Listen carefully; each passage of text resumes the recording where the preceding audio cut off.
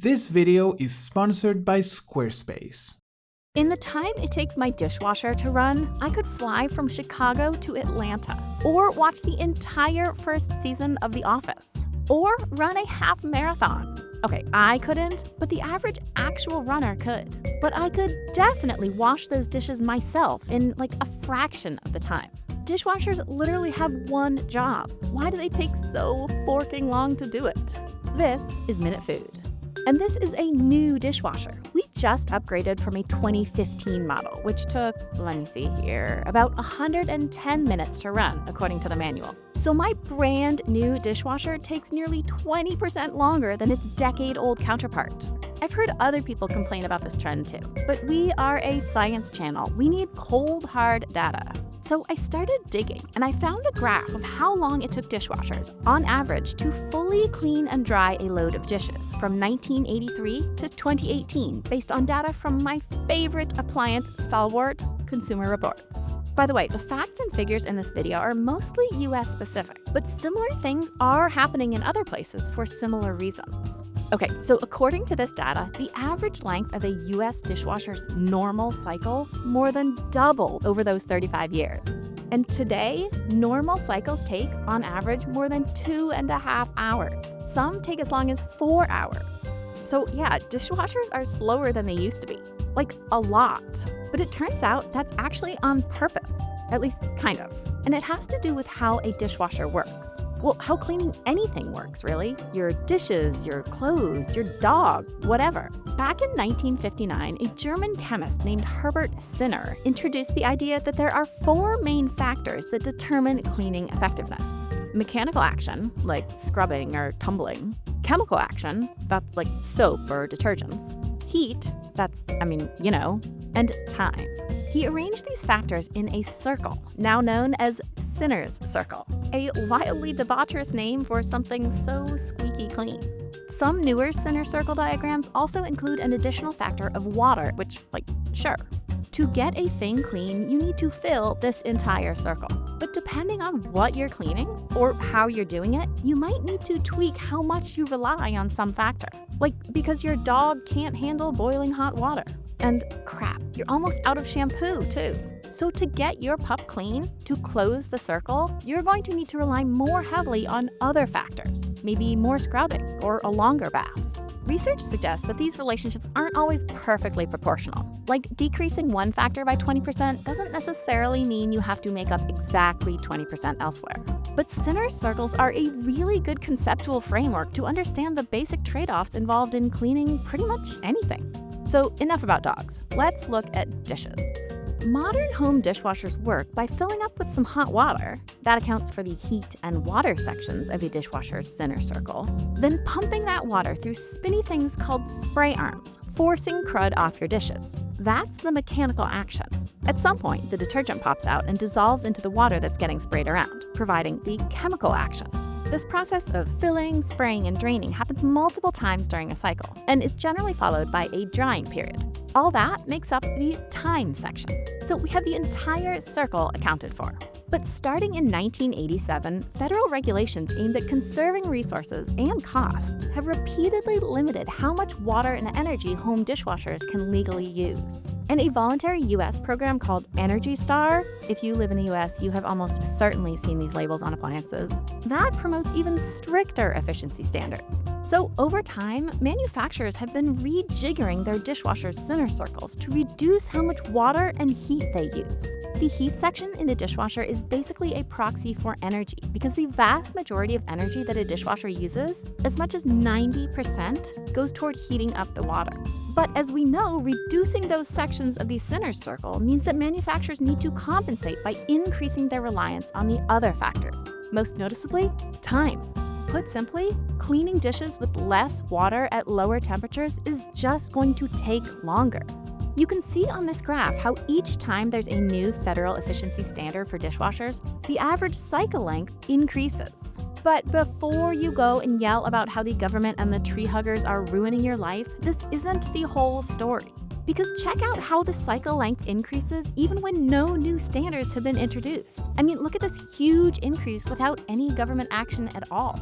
Something else must also be driving cycles longer. And one likely culprit is noise. What? Noise! What? Hang on. The culprit is noise. What? Okay.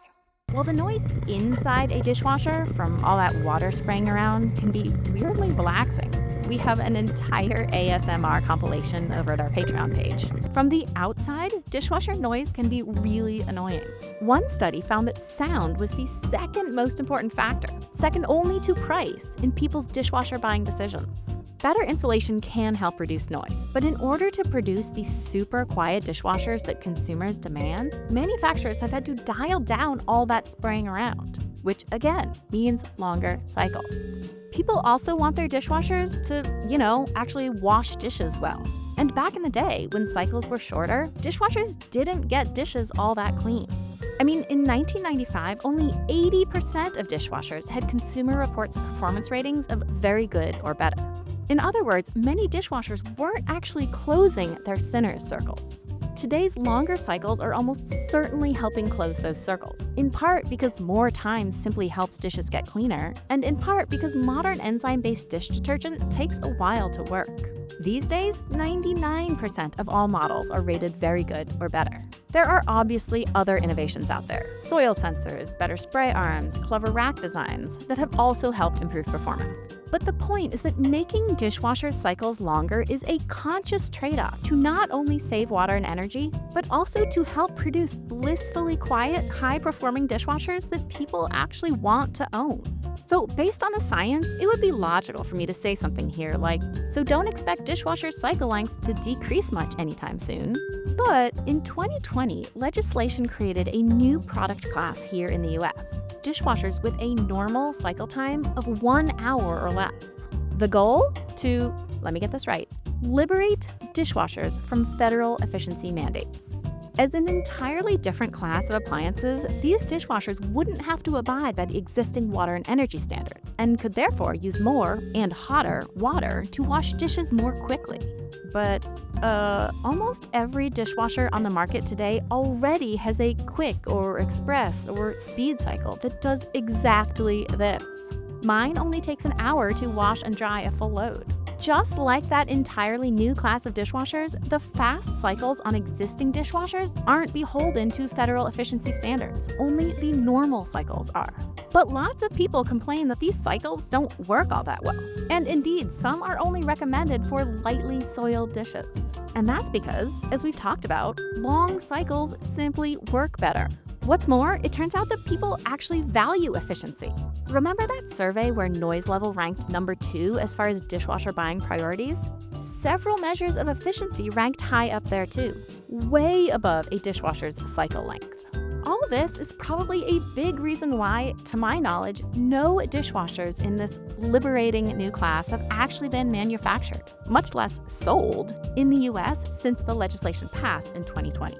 So you know what? I am gonna go ahead and say it. Don't expect dishwasher cycle lengths to decrease much anytime soon. Clever new innovations may incrementally shorten cycles, but for now, just enjoy your quiet, effective, and efficient cleaning machine. I'm gonna go for a run. Well... Hi, Arcadi here. I do a lot of things here at MinuteFood. I draw, I design, I code. So when Squarespace, the sponsor of this video, asked if I wanted to try building a website with their tools, I was like, I don't need all that. I already know how to build a website.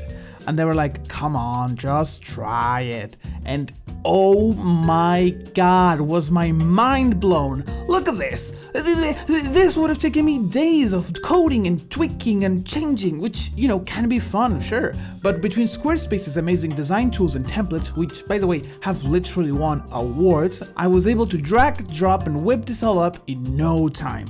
Honestly, the entire team has had to put me on a leash to prevent me from adding even more stuff to the website. I could set up a secret exclusive garlic finale club if I wanted to. Actually, you know what? Screw it! Boom! We're making a super secret garlic thing, and I just added a mailing list to the website so you can stay garlic updated on it. That was fast, honestly. Take Squarespace for a spin with a free trial, and when you're ready to launch, head over to squarespace.com/MinuteFood to get 10% off your first website or domain. Okay, Arcadi out. Mwah.